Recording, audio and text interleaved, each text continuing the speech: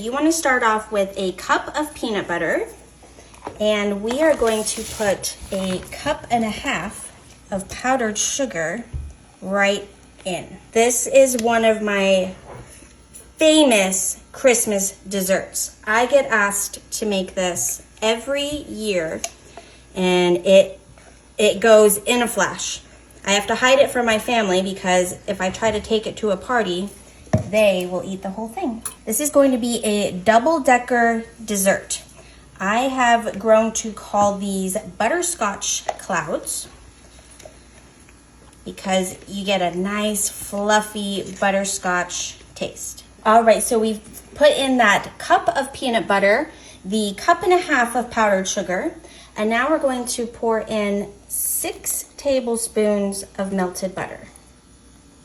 Just like that. Now let's go ahead and put your rubber spatula aside. You're not done with it. We're gonna take our hand mixer and beat this together. All right, now I could eat it just like this, but we are not done.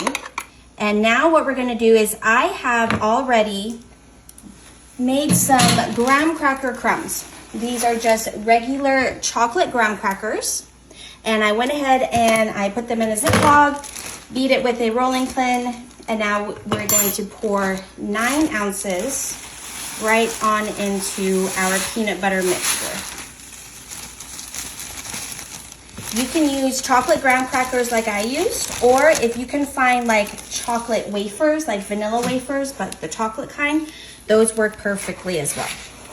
So now we're just going to work that all mixed together with our rubber spatula until it's all nice and combined. All right, so you want to get it all mixed together until it looks like that. And now we have our 9x13 baking dish lined with aluminum foil. This makes it super easy to dish out and clean up when the time comes. So we are going to put that whole bowl in there. And now we're just gonna press that down with the same rubber spatula until it's nice and packed on the bottom. You can use a hand if you'd like to do this. I sometimes do it if I wrap up my hand in like a plastic bag, just to get it extra firm in there, but a rubber spatula will be just fine as well. All right, so now that it is all packed in firmly at the bottom, let's go ahead and put this in the refrigerator while we make the next layer. All right, now you wanna get a small bowl, and we're going to take a pack of instant butterscotch pudding. Now, if you can't find the butterscotch, you can use cheesecake or even like a white chocolate, vanilla, whatever kind you can find and get your hands on, but the instant pudding is key. So let's go ahead and take that whole pack and just pour that right into our bowl. And then we have pre-measured 1/3 cup milk. I use 2% lactose milk, but you can use any kind of milk you want. Now this is going to be thick. So this is just going to be adding the flavor to our cloud topper, as I call it. So it's not done. This is not done, guys. We have a 3/4 cup of butter, softened. So let's go ahead and make sure that that is nice, soft at room temperature. All right, now we're just gonna take our hand mixer and beat that up until it's nice and soft. And just like that, no time at all, we're going to keep that hand mixer handy. And now take that butterscotch pudding mixture that we mixed, and we're going to put that right into our butter.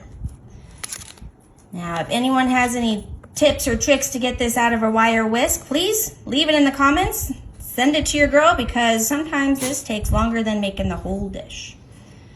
Okay, get all that yummy pudding mix off. There we go. And we are going to now scrape this bowl and get it all in with that nice fluffy butter.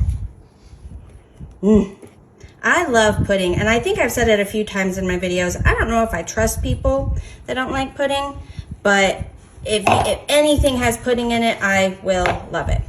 So let's go ahead and mix this up again.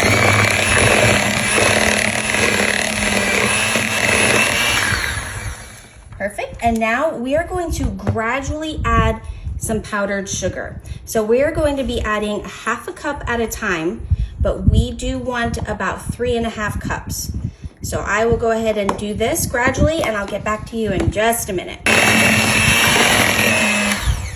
All right, now that that is chilled for a moment out of the refrigerator, we're gonna go ahead and take that beautiful butterscotch pudding whipped concoction we just made. It's basically just butter, pudding, and powdered sugar. But luckily during the holidays, there are no calories in everything, and everything is cholesterol free. Isn't that just wonderful? I love Christmas magic. Christmas magic is amazing. Okay. So now I have my small angled spatula. I'm just going to scrape and spread this around. And I don't know about you, but I love a good no-bake. And this whole thing is a beautiful layered no-bake heavenly dessert. So you want to do your best to not pick up any of those crumbs. I know I'm still learning the best technique of how to do that, but if you do, that's all right. So we're just gonna spend a little time at spreading this and getting every little bit covered. All right, now that we have that even layer of cloud topping, last you wanna go ahead and take about 1/2 cup of some butterscotch chips. You just get those regular at the grocery store.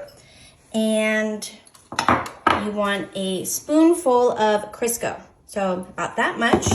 And you want to go ahead and microwave this until it's all nice and silky smooth. All right, now that our butterscotch and shortening is all melted, we're gonna go ahead and pour that into our Ziploc bag that we have wrapped around or wrapped in a cup. And I always find that that's like an easy little kitchen hack that I use when I want to pipe something and I may not have a piping bag. So now we're just gonna cut that off. Just the tip, oh, maybe a little bigger like that. There we go. And now we're going to drizzle that all over our cloud layer. Let me tell you, if you make this, send me the thank you cards. Leave it in the comments on how much everyone loved this. Because like I said, I make this every year for Christmas and I have to hide it from my friends and family until I take it to the party or gathering or whatever I'm bringing it to, because it is delicious. All right, now if you want, you can store it in the fridge and let it set until you're ready. But because I have no patience, as you all know, I'm gonna go ahead and dig into it right now. So this is why we used the aluminum foil to help bring this out, just like so. Perfect, and look at that, a nice clean dish. And now I'm going to go ahead and cut a piece. Flatten that out just a little bit. Now, like I said, you can firm it up if you want, but it will be good right from the get-go. Let me go ahead and grab a fork. Look at that. I cannot wait. Here we go.